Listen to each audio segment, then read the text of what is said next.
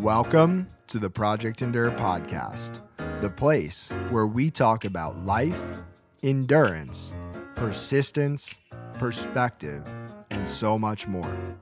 I'm Joe Rinaldi, and I'll be your host. Let's jump in.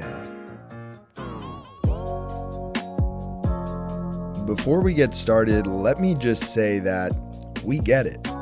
Personal development can be hard, but you don't have to do it alone.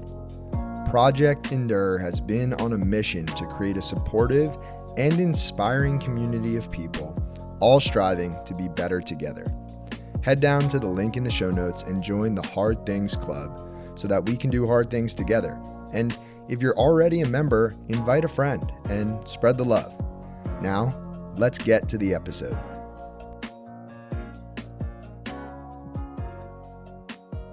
Welcome back to the Project Endure podcast, episode 117. We have myself, Joe Rinaldi, and we have a very, very, very special guest in the state of Connecticut on the East Coast of the United States, Luke Hopkins. Luke, how are you, man?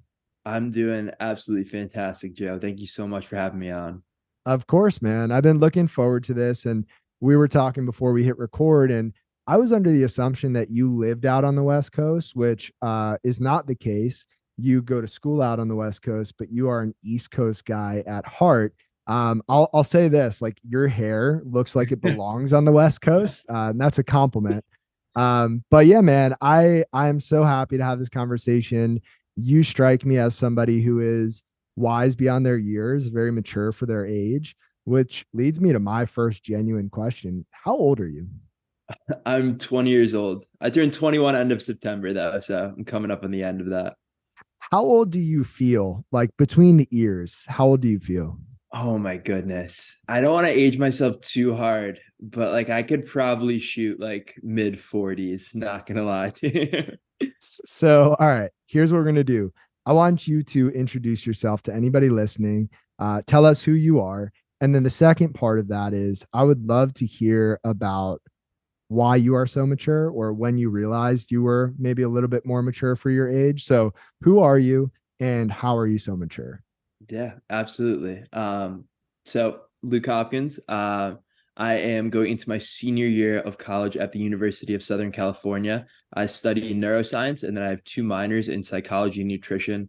I've always been someone who is a massive component to being a mental health advocate, and I'm going to get a little bit deeper into that into when I tell my story. Addition to that, I am a competitor. I'm an athlete, former rugby and football player turned hybrid athlete, I guess is the term that people like to use. I've run 2 marathons. I recently just won my bodybuilding show, and I have a powerlifting meet coming up in a few weeks. I've just always been someone that loves to compete and loves to push myself outside of my comfort zone. And I felt that doing different types of training across different disciplines was a great way to do that. Additionally, I am a son, I am a brother, I'm a friend, I'm a lover. I just try and be a positive influence in other people's lives. So that's who I am. And a lot of that stems from what I've kind of endured throughout my life. So I think leading up to it, I lived a pretty normal childhood, playing sports, going to school, hanging out with friends. And then in April of 2015, I was in 7th grade. I was 12 at the time.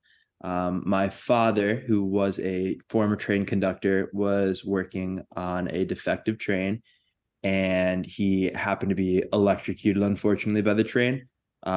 This resulted in the entire loss of his left leg, 60% of his body being covered in third-degree burns, and he was immediately airlifted to the hospital, where he was in a medical coma for about 3 weeks. And that definitely was probably when I started aging a little quicker than 12-year-olds do.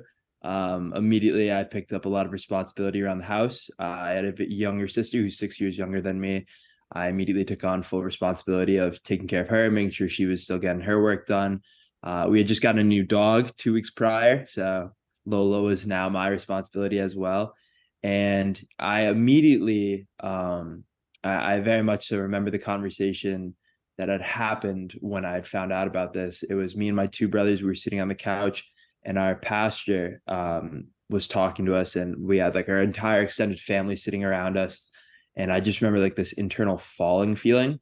And from that moment, I just told myself, like, I have to internalize all of this. Like, it could be so much worse. Like, I was thinking about my mom, I was thinking about my dad, my brothers. And I was just like, I have to step up and I have to do whatever I can to make everyone else's life a little easier.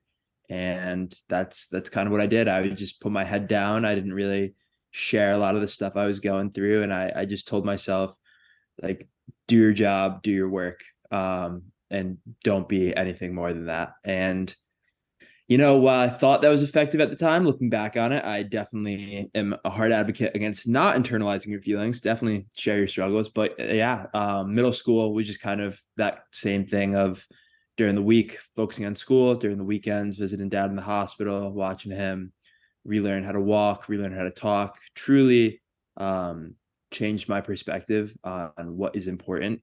I went from making sure that I could hang out with my friends after school on the weekends to making sure that my sister was eating dinner. It definitely just changed my entire perspective from a young age. And heading into high school, I always had this dream of playing football. In my head, I was going to be a 5-star recruit. I think most kids have that similar dream, but just due to the way that things were lined up, I didn't really have a ride to practice. My mom was not the biggest fan of her 5 foot, 100-pound son playing football.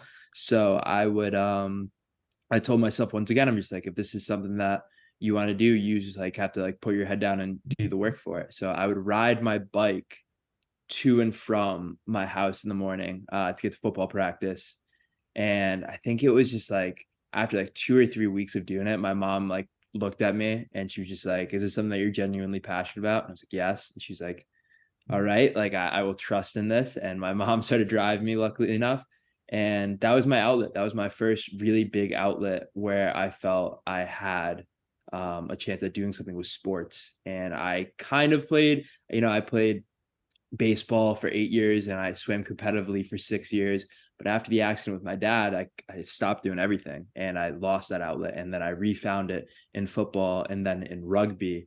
And as I progressed throughout high school, I really didn't want to share what had happened with my dad. I don't think it was coming from a place of embarrassment. I think it was just coming from a place that I knew other people couldn't relate to it. And in that transition period where you're meeting new people and you're trying to make friends, you kind of just want to fit in. Like, you don't want to be the kid with the drastic story that everyone's like, oh, what happened with that?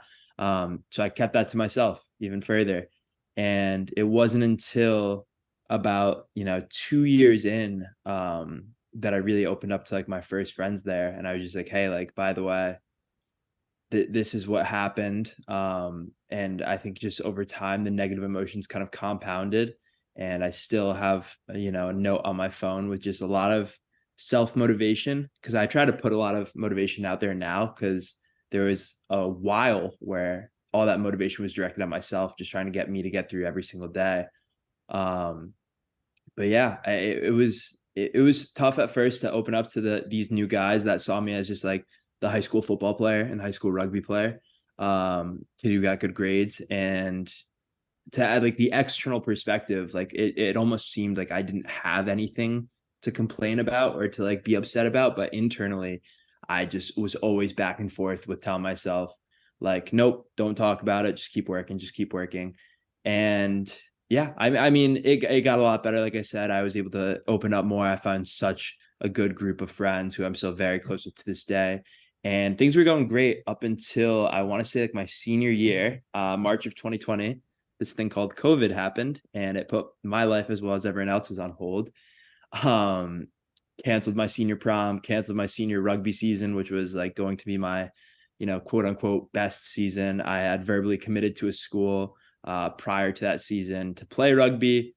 Ended up revoking my commitment because I wanted to attend a school that my parents didn't have to worry about paying for. I knew that there was a decent amount of financial compensation for my father's medical bills that I always kept in the back of my mind. And I wanted to figure out a way to go to college, as well as make sure my parents didn't have to worry about it. And I was lucky enough to be blessed with a full academic scholarship to USC. So super grateful for that. But due to COVID, the first semester of my college experience was entirely remote. And that resulted in me sitting in my parents' basement, taking classes from my computer watching pretty much every single person that I went to high school with, every single person that I was friends with, go off and live their best life at college. And that kind of, I think that was the point that really all of those internalized emotions from 12 to 18 really just all spilled out.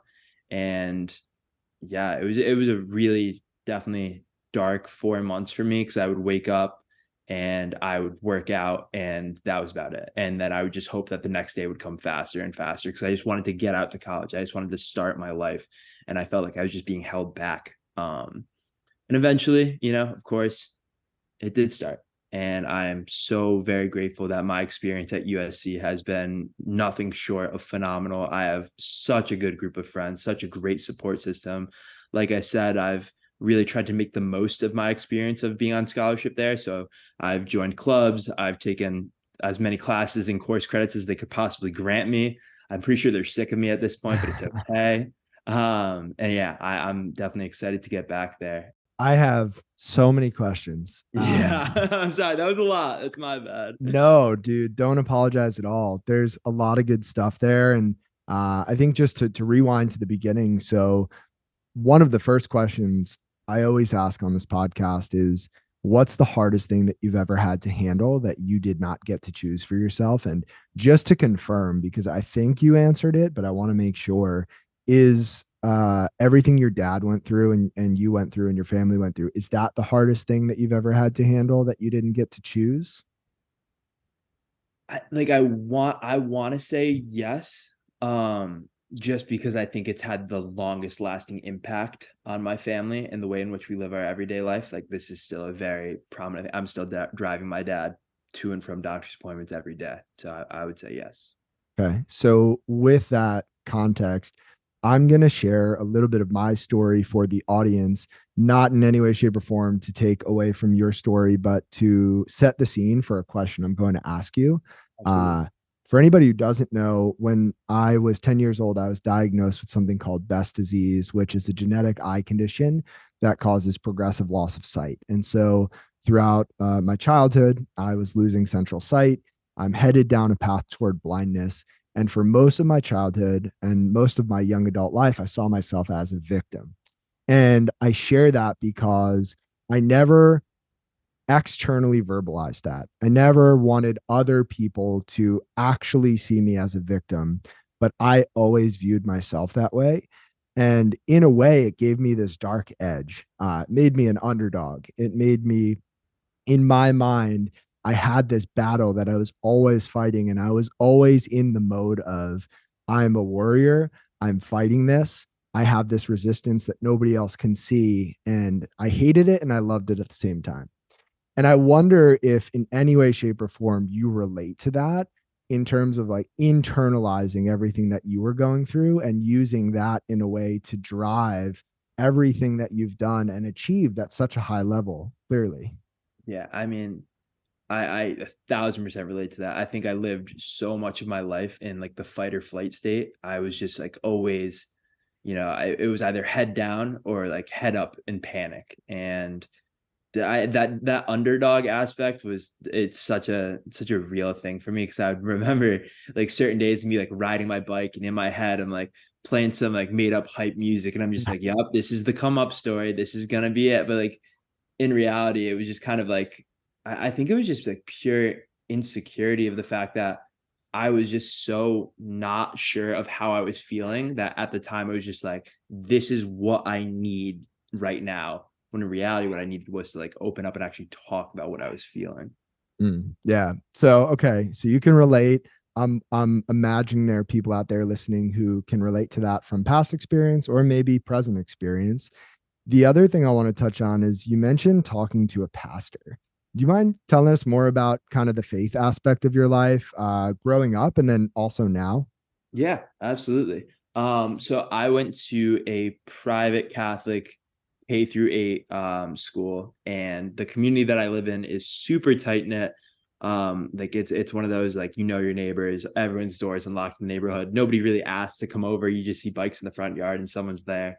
Um, and we had one pastor, his name was Peter Lynch, at the time of all of this going on.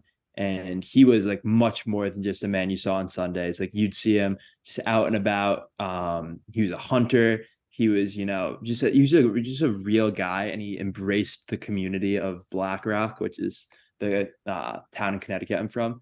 He embraced it in its entirety as soon as he like stepped foot here, and it really brought the community together. He like set up like a farmers market that everyone would come to on Saturdays, and then from that it just kind of like led very much so into Sunday service. And I've always been, a strong believer in something greater than ourselves. I wear a cross necklace every single day. I pray every day, and I just always do so, not in the way where it's just like, oh, I pray that this, it's some people are just like, oh, pray before an exam or pray before a sporting event. It's like I pray just pure gratitude. Like I start off every single day praying over how grateful I am for my family. That's like the number one biggest thing. Then I go into what I was grateful for the day before, what I'm looking to be grateful for today. I pick one person every single day, and I'm just like, hey, whether or not I interact with this person, I'm just, praying over for them. And then I also acknowledge the 3 P's in my life. It's positivity, productivity, and perspective.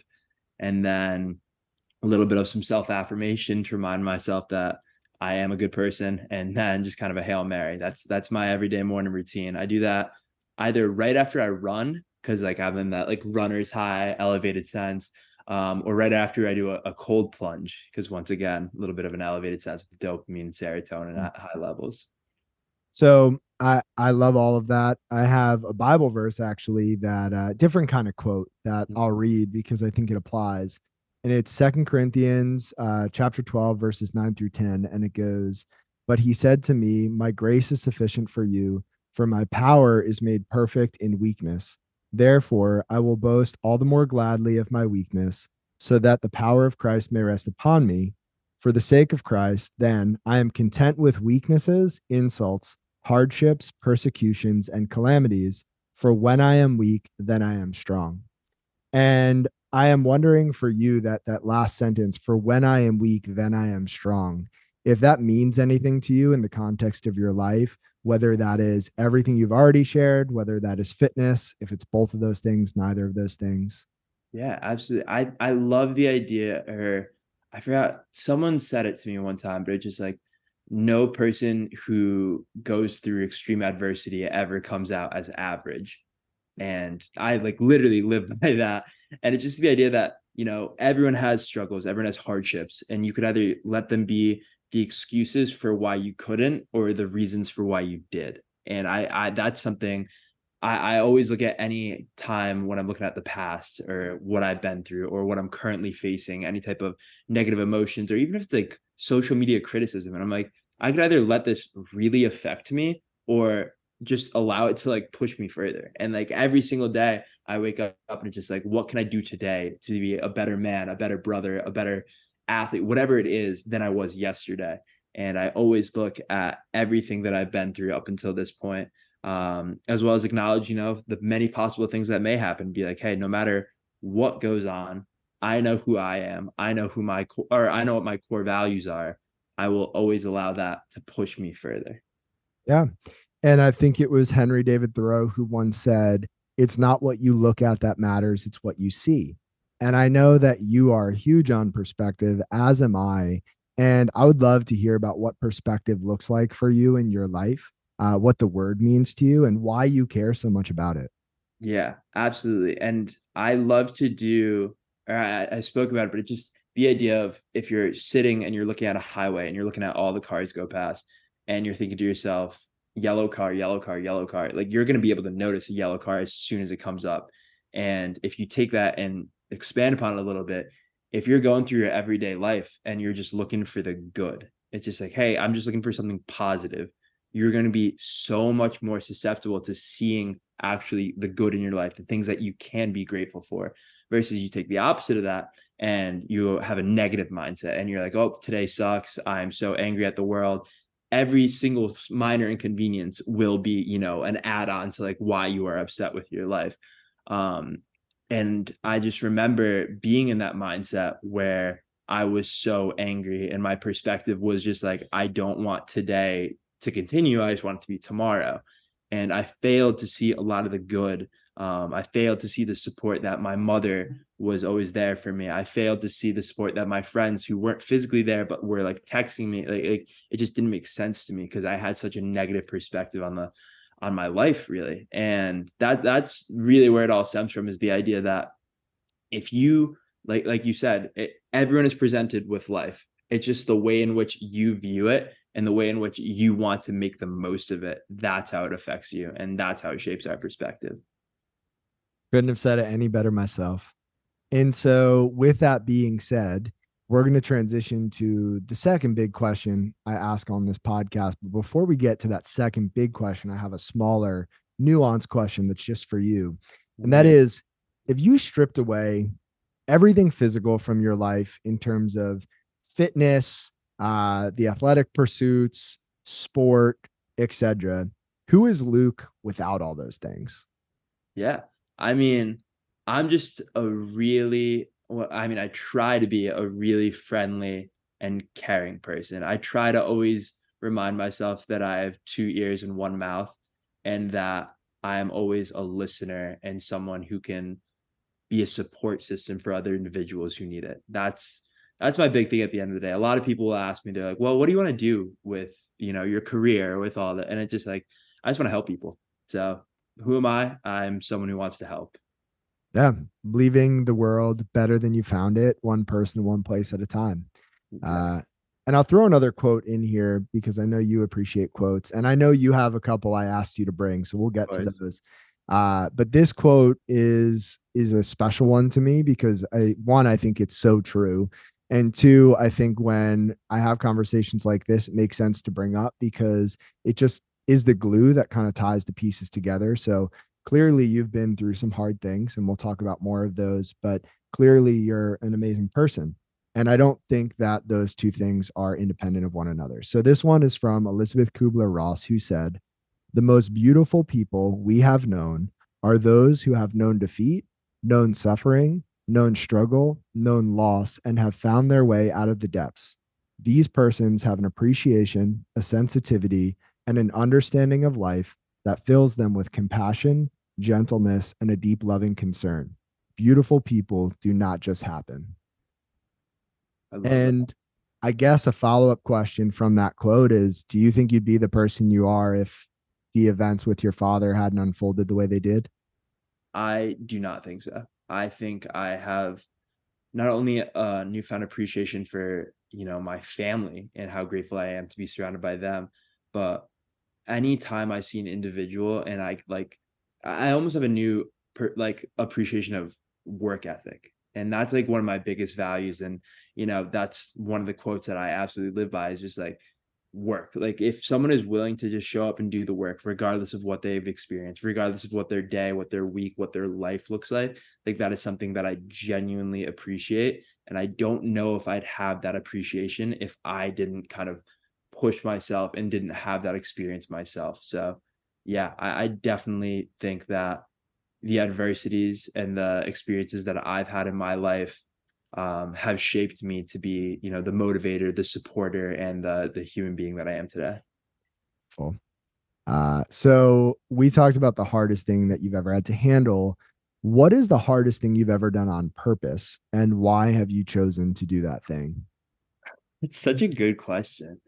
Um, I think the hardest thing I ever had, like, have done to myself on purpose was putting myself, or what, yeah, it was absolutely my first semester of my freshman year of college when I purposely refused to open up about seeing a therapist and Mm. seeking professional help about my mental health. I was getting into I mean, the first course I took at USC was Intro to Psychology, and in that module, or in that course itself, there's a module on depression. And I remember we were going through the DSM-5 and looking at the symptoms of depression, and I pretty much hit every single one of them. And I remember sitting there and acknowledging it, and I was just like, I know I'm in a bad place. I know that I need help. I know that I need to talk to someone. I didn't want to burden my mom. So I refused to talk to my mom about it. And I remember my mom and I had a conversation where it's one of those nights where it's very clear. I'm a pretty emotional guy, where my emotions on my sleeves. And it was very clear that I was just like distraught and frustrated with my own existence. And my mom was just like, what is the problem? Like, you're making me worried. And I remember I just snapped at her and I was like, don't worry about me. Like, there's so many bigger things to worry about. Like, I don't know. And I talked about my dad, and I talked about my older brother who struggled with a number of mental health um just kind of situations. And I remember she was just like, out of everything I could possibly worry about, you are my biggest worry. And like that still like definitely sits with me today. And it's why I'm such an advocate about like, do not suppress your feelings. Like, they are yours. Embody them, embrace them, and share them. Like, regardless of how you feel, regardless of you're kind of like afraid of being judged, like no, like people want to help you. Like, I'm such a firm believer in the idea that like there are people, we are all capable of helping one another if we are willing to do so, if we are willing to just listen.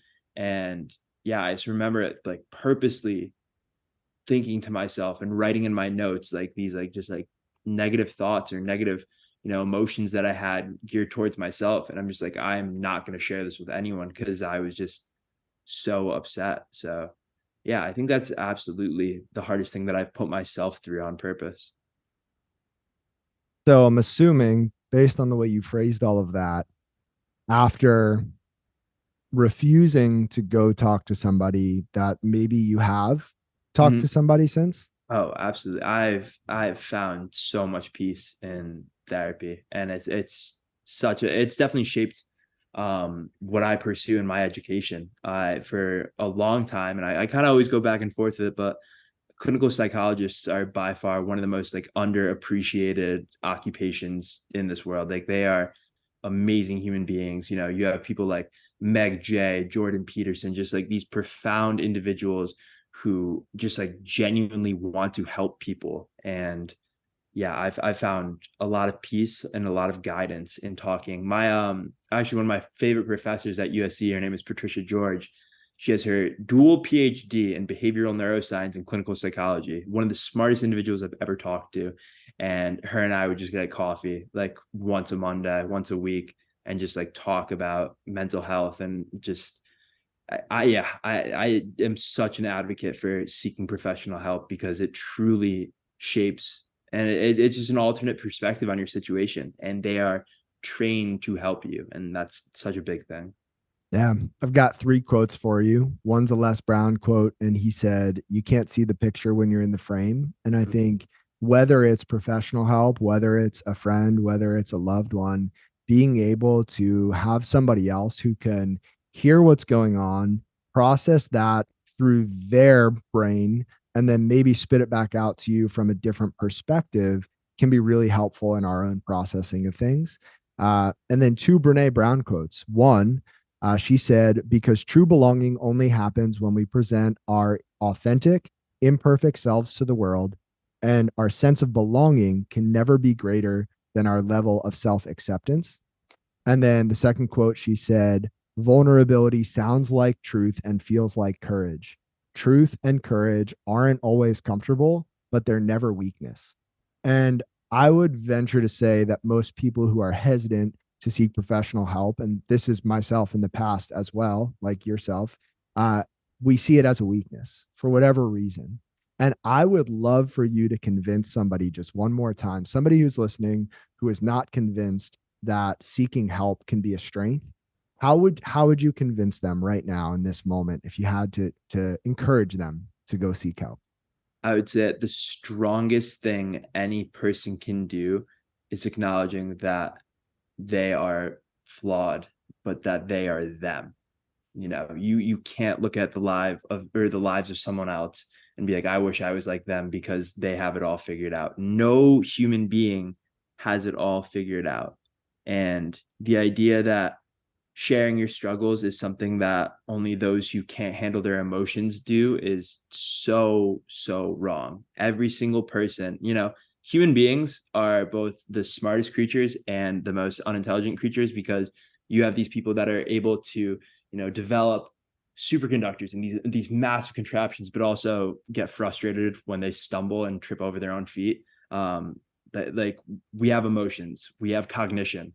Like, that is such a real thing that is independent to us as human beings. Like, acknowledge it and Yeah, I mean, I can't, I can just go on for hours repeating the same exact thing, but just share your struggles. That's like the biggest thing, and it's the strongest thing anyone could ever do. Couldn't agree more. And, the other thing I'll share is for me in the past, I saw some emotions that I was dealing with as weaknesses because I was identifying with those emotions. And just like the clothes we wear, we are not the clothes that we are wearing. Yes, we wear them, but we are not those clothes. And the emotions we feel and experience, they come and go. We are not our emotions, but they are part of our experience and our being for those moments. And because of that, it is important to address those things. So I think that was really well said. And then, if somebody else needs more convincing, I would also say that we have no problem going to a dentist for help with our teeth. We have no problem going to a physical therapist with help for an injury, but we seem to have a problem sometimes with getting help for what's going on between the ears. So, with that being said, Luke, one question that I do ask most guests behind the scenes, but I don't often ask on the podcast, but I think it's a good time to ask, what's the hardest question that you've ever been asked? And you had written something when you signed up for the podcast, and I'm curious if you remember. If not, I can share what you wrote for you. You can, I would like for you to share it because I would Sure. like to hear what it is. Sure. So you said you're going to go with when your brother asked you if you could be strong, not only for yourself, but for your other brother who is hospitalized after a situation that I'll let you share if you want. You don't have to. Yeah. But the question is, can you be strong for someone else? Yeah. I will share this. So this happened right at the end of my junior year of high school. My oldest brother, I kind of touched on it a little bit, who had struggled with a number of, mental health disorders, um, attempted to take his own life. He just was in a very negative state. And yeah, I mean, he is all good now. He's doing significantly better now, but he was hospitalized and then he was sent off to just, seek professional help. And it was definitely a difficult time because I had a slight revert. I thought that junior year I kind of dug myself out of that hole that I spent so long digging myself into. Um, and it felt like kind of what had first happened with my dad. And I was just angry. And I was just like, why again is something happening to my family? What did we do wrong to deserve this? Um, and then my brother Joey, he pulled me aside. He is probably the smartest man I know. He's a great guy, and he was just like, "Look, like I know you've done it before, and I know it sucks, but I'm gonna have to ask you to do it again. Like, be strong in this moment for something bigger than yourself. Like, be strong for mom, be strong for Jake." Um, and that's kind of like everything that I try to be today is just always not only just like a physically strong person. Obviously, I'm an athlete, but like a mentally strong person, someone that like other people can turn to and be like, this is a guy that like looked at his life or that like embraced his life in its entirety, the good, the bad, the ugly, and just still chose to like be a positive human being. So yeah, I remember that moment.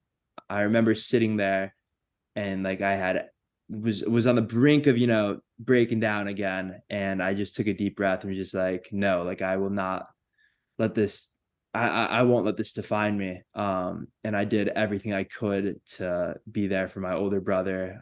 Joey and I would go and visit him every time we could. I'm not an artistic individual in any way in the slightest, but I recreated his favorite childhood comic. I drew it up and I delivered it to him, and just to watch his face kind of light up, definitely gave new meaning to my own life, and it really just showed me the importance of being strong for those who need it. Yeah, episode 10 of this podcast with Adam Klink, titled Being Strong for Others.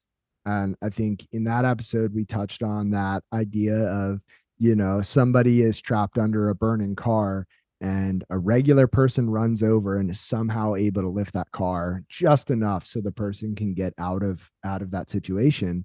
And I do think that we all have that superhuman strength within us. I think we all have that endurance to just go a little bit farther, to do a little bit more when other people are relying on us, especially when other people that we love are relying on us. And I think that's a great example of that. And I really appreciate you sharing. Of course. Yeah.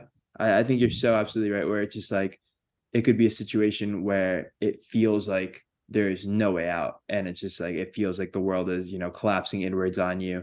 And somehow you find it deep within you that, you persist and you care for those that you care for, and you help them persist as well. And just you look back on those moments and you almost like shake your head a little bit and just like that was an experience that I had in my life. And just acknowledging that and always just realizing, like you said, when I was talking about if I would be the person I was today without everything that my family has endured, like the answer is no. But it's just like you look back on those moments and be like I am who I am today. Like I am the support system that I want to be for other people today because of what I've endured in the past. Yeah, 100%. So you spoke the word a couple times in the last sentence. This is the Project Endure podcast. When you hear the word endurance, what does that mean to you? Yeah. Well, it gets thrown around, athletic world, endurance athlete, but when you look at it in the long term, like it's just one's ability to persist through hardship for an extended period of time, for if not even extended, for a period of time, because any race starts, any race ends, any event in your life, it starts and it ends. Our life is a journey. Our life continues. It stops, it starts, it keeps going. It's just whether or not you're willing to keep pushing forward. So when I think endurance, it's just you have a starting point. You started your life, you must continue. You must push forward, because even if it's just getting to checkpoints, even if it's just getting to the end of one finish line to the starting line of another, it just you have to keep pushing forward, because life is so, so beautiful, and you have to just live each day for exactly what that day is. Yeah, reminds me of episode 67 of this podcast with Mike Zacco, who you and I both know. Well, obviously, I know him; he was in the podcast. But Mike's a light in this world, and Mike's been through some hard things like the rest of us. And one of the things that Mike and I spoke about was just the human condition and the beauty of the human condition, like the beauty of the highs and the lows, like the great times and the hard times, the happiness and the sadness. Like it is all so beautiful.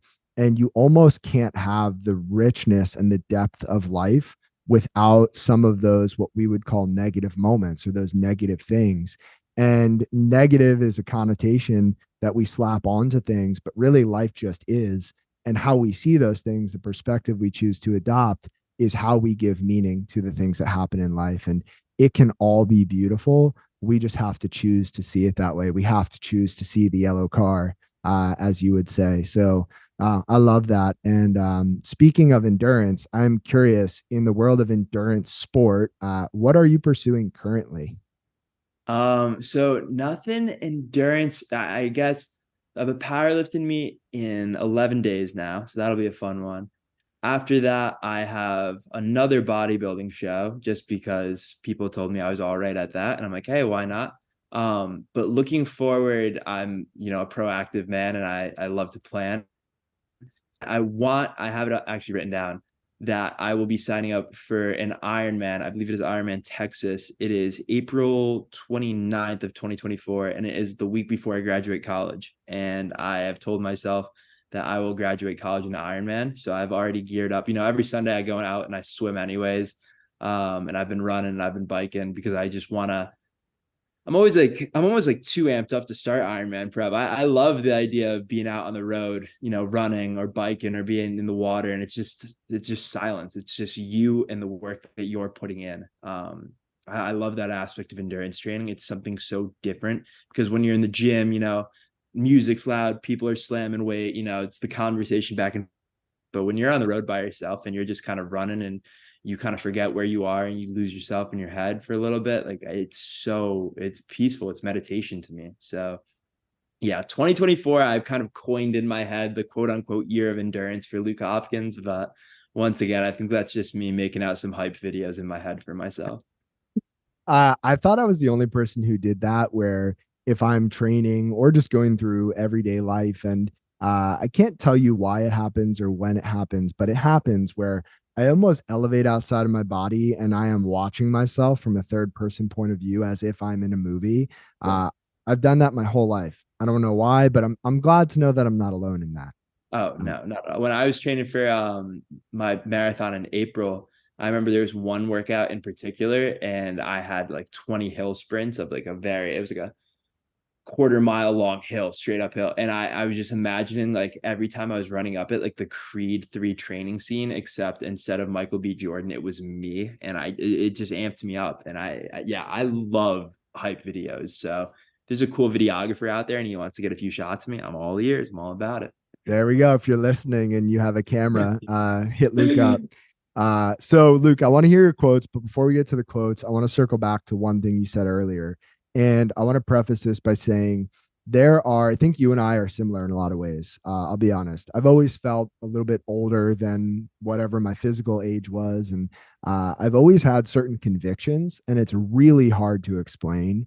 But I will be the first to admit there are a lot of things I know nothing about. There are a lot of things I've been wrong about. There are a lot of things I will never fully understand. But one of the things you said is one of the convictions that I've always had. And the way you said this on the podcast made me feel like you are equally convicted. And that is that we will never have it all figured out. I could not be more convicted. It's one of those things where I say this now at 29, you say this now at 20, and I think both of us will look back when we're 80 and 89 years old and we'll say, "Yep, I was right about that thing. I was wrong about a lot of other things, but I was right about that thing because I still don't have it figured out." Why do you feel so convicted about that? That we never have it figured out. Well, I mean, just like you could have the greatest, you know, plan for your day. You could have every single minute scheduled because back when I was going through, a tough mental time, that's what I found like kind of like a sanctuary. And it was just like scheduling in, like making sure I knew what I was doing at every single moment.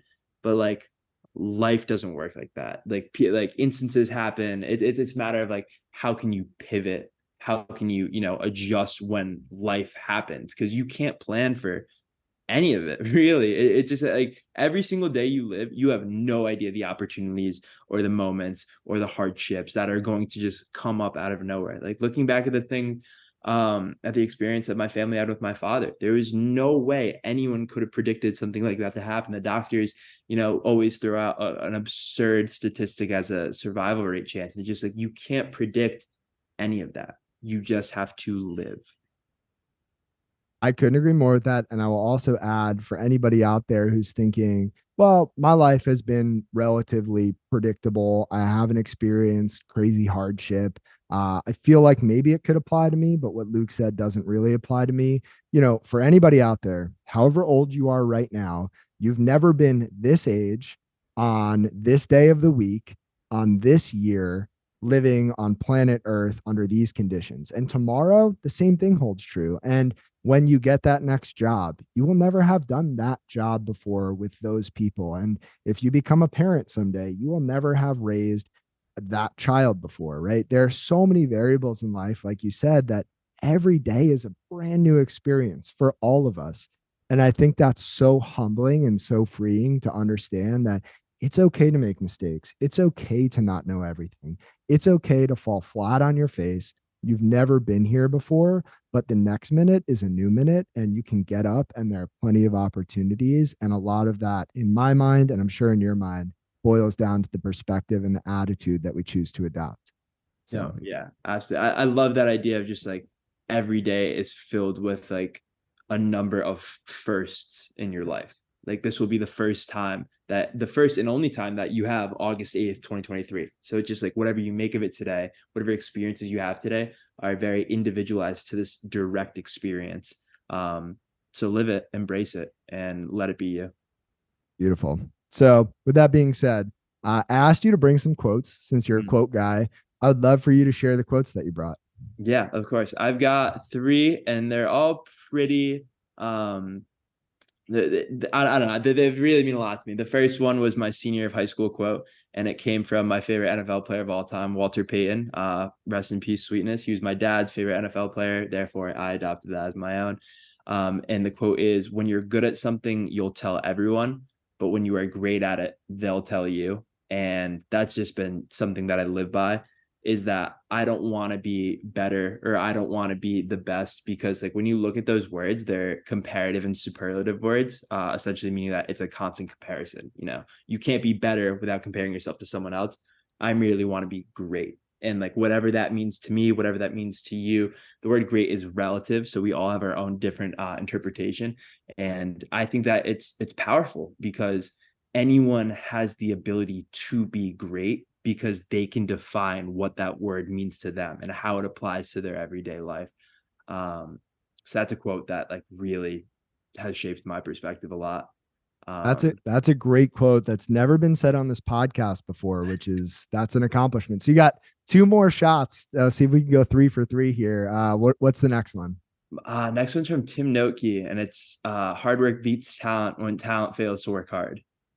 I don't know if Oh, that's a pretty common one. So I want to say, I don't know if we've ever explicitly said those words on this podcast before. So we're going to give it to you. You're 2 for 2. Again, a great concept, probably one that everybody listening has heard before in some capacity. But with that being said, let me ask you this. I do think that everybody is born with natural inclinations toward things. If you had to say, okay, this is one of my talents, like I was born with this thing that I'm just naturally a little bit better at, it comes a little bit easier.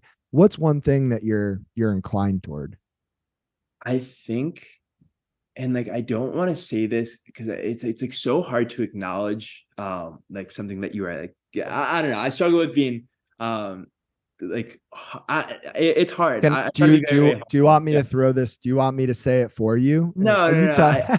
I think I'm a very soft spoken individual, which makes people feel like they can be like their true selves Hmm. around me. Like I feel like my personality and just what I try to like be like radiates warmth. So like other people then like are like, okay, like this is someone that like doesn't judge me. This is someone that like accepts me for who I am. I think that's something that like I really try and embody on an everyday basis. I have I agree with that, and I have a question on a different skill, if you will, that I'm not sure if this comes naturally to you or not. You are a very thoughtful and cerebral person. You think about things and you're careful with your words. Do you feel like that's been part of who you are always, or is that something that you've consciously had to go against the grain to develop? I definitely had to develop that. I was a classic little kid, would run around, didn't understand the consequences of my actions. And then as I started to take on more responsibility, I started to understand the importance of not only what you did, but what you said. And it's just kind of, watch your thoughts, they become your words, watch your words, they become your actions, watch your actions, they become your behavior, your character. Like, so that definitely came over time. And I think that's also developed when people are like, oh, you're so mature for your age. It's just like, yeah, because like I've developed this mindset of being like, okay, like I know the power that my words have on another individual. Like I understand the effect that, you could either bring someone up or tear someone down with words. They are very powerful. So that's something that over time I've definitely become more conscious of, and making sure that I really understand, as well as like what I say is truly what I feel. That's a very important point that I would like to highlight, because I do think a lot of people say things that they might not 100% mean just because it's the easiest thing to say. Maybe it avoids conflict if you say something that you don't truly mean. And I think it is a skill, a very hard skill, to only say the things that you mean. So I love that. And then what is your third quote? It is from Marcus Aurelius. I love Stoicism. His book Meditations was absolutely beautiful. And it is, the happiness of your life depends on the quality of your thoughts. And that really captures the idea of perspective, and kind of like what you said, it's how you see your life. You could have an amazing life, but if you have a pessimistic attitude, you will not see the amazingness, the good that is around you. And it's just, a lot of people make their life a lot worse, make things a lot more severe in their head than it is in reality. And it's just, a constant back and forth. And that quote comes from like the neuroscience psychology perspective of me too, because it's just like individuals, the human brain is very plastic, it's very moldable, and it's entirely dependent on, the thoughts, which then shape the chemical reactions that elevate your dopamine, your serotonin, your cortisol. It all affects each other. So just being cognizant of the way in which you think about your life really is going to shape your overall experience. Do you have any good resources, places to start for people who are listening to this and thinking, I would really love to reshape my perspective? I just don't know what books or what videos or what people or anything like that. Yeah, I am a huge reader. So some books that really affected and shaped my life. James Clear, Atomic Habits, all-time favorite book. Then you can go a little bit deeper if you're looking to develop more so like on a proactive. Seven Habits of Highly Effective People by Stephen Covey is a really good one. For anyone, it's by Meg Jay, clinical psychologist. I mentioned her name a little bit earlier, and is The Defining Decade. It's oriented around the 20s, one's experience in their life, but I feel like she has a lot of lessons that are applicable outside of anyone that age. And last but not least, I would say for overall perspective, The Subtle Art of Not Giving a Fuck by Mark Manson. My apologies for swearing. I don't know if that was, You're but you're good. just the title of the book. Such a good book because it really teaches you that the only opinion that matters in this world is your own, and that other people will always have thoughts on everything, because like we said, human beings, we have cognition, we have brains, you just have to realize that those who mind don't matter and those who matter don't mind. So you should not be taking criticism from someone you wouldn't be taking advice from. Ooh, that's good. Thank you. So I'm going to add to that list Mindset by Carol Dweck is a really good book.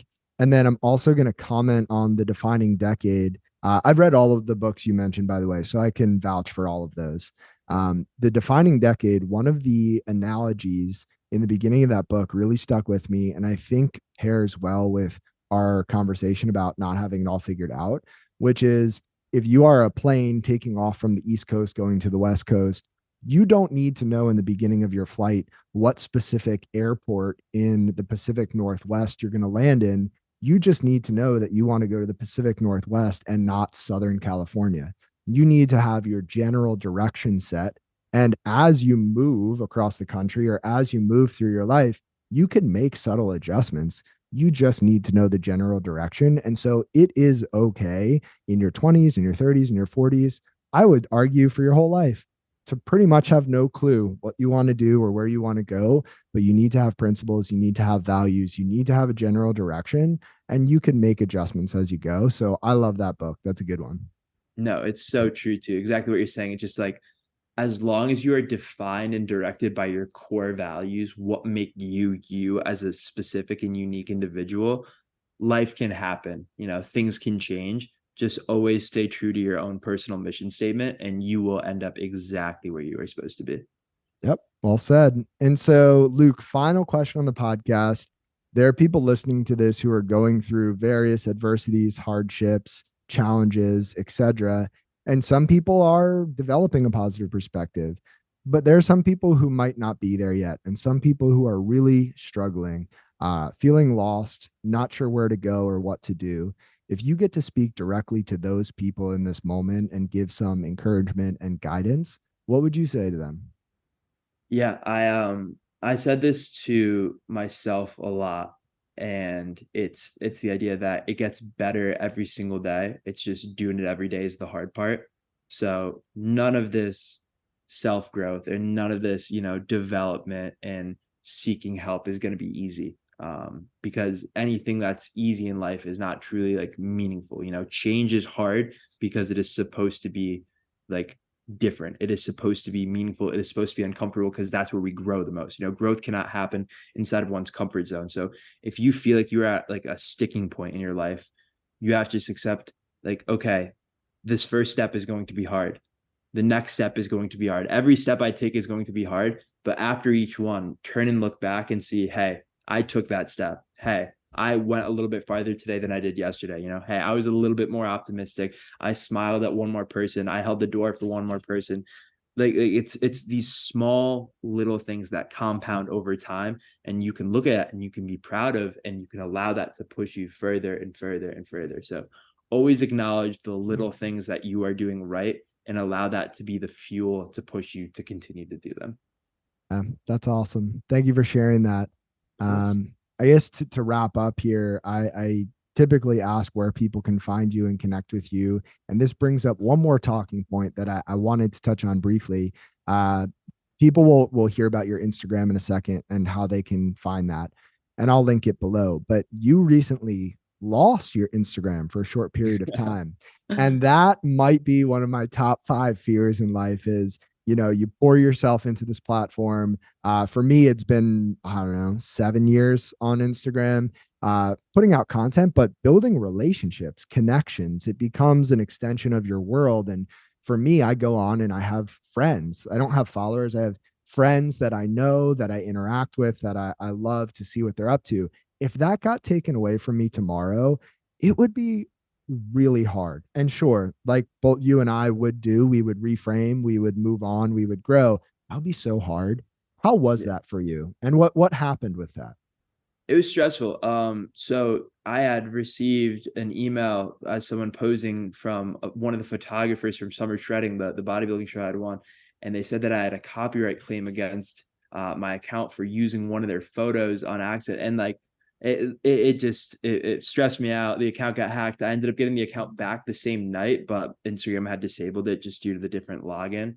And it was tough because I always told myself that social media is not my full identity, that I'm just a human being that posts on social media. But then again, it's also like, this is my livelihood. Like this is, and I was not really upset about, in the followers. I was upset about, like you said, like losing those connections and like the amount of positive direct messages that I have with individuals that I've, formed close relationships with, or the amount of content that I put out there, which is something true in my raw self about me with my experiences with mental health. Like I was more so upset about that. And it was hard. Like it was a minor identity crisis, as funny as it is to say, because I was just like, I know I'm not a different person now that I don't have this Instagram. It just felt like I was like vulnerable and I was exploited. And I was just like, that's so unfortunate. But luckily, I'm very blessed to have such a great and supportive group of individuals who helped me to get it back. And I quadruple locked the account, and there's meta verification on it now. There's no losing that thing. So Instagram is back. If people want to connect with you there and follow along with what you have going on, where can they do that? What's the handle? Yeah, my handle on everything is Luke Hop Life, because it is much more than fitness. It is my life. Awesome. I'll link that in the description to make it easy. And Luke, man, I appreciate you so much. And I'll just say this, I know you're a humble guy, but it's so refreshing to see somebody with your perspective on life at your age. And I am so excited to see where you are in another decade. We'll have to do this again before then. But in the meantime, keep up the great work. Thank you for being such a positive light in this world. And thank you for sharing your story. Of course. Thank you so much for having me on. You have no idea how much this means to me. I'm very, very grateful. And yeah, just truly thank you. Anytime, man. If you enjoyed this episode of the Project Indoor podcast, go ahead and subscribe, leave a review on your platform of choice, and share this episode with a friend.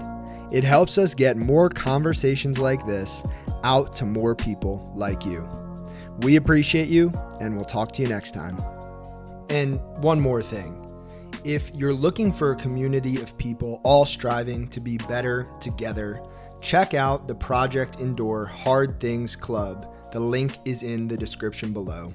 We'd love to have you.